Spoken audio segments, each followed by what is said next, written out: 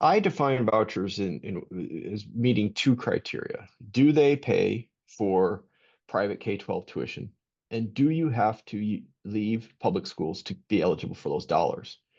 And by those two definitions, all of those policy vehicles you just described, tax credits, education savings accounts, whatever, are vouchers.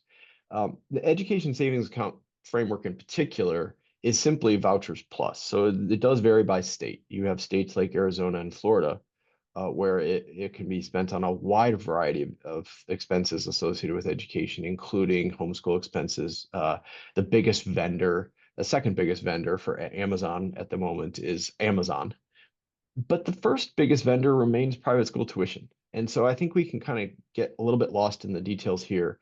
You have Iowa, you have Arkansas, are called education savings accounts, but in Iowa's case, for example, it literally sits in something like an escrow account before it's sent to the private school to pay for tuition. And those extra expenses really are just uniforms, textbooks, things associated with private school tuition. The key piece here, though, again, in addition to the private school tuition pieces, do you have to be eligible?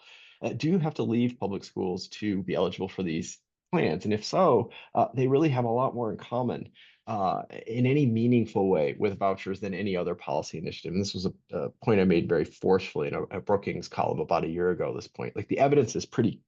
There's nothing in the policy design of those other tax credits, ESAs, that would make you think the theory of action that led to pretty horrible empirical evidence on the voucher piece classically should differ anymore just because parents can spend dollars not just on tuition but on big screen TVs and call it homeschool expense.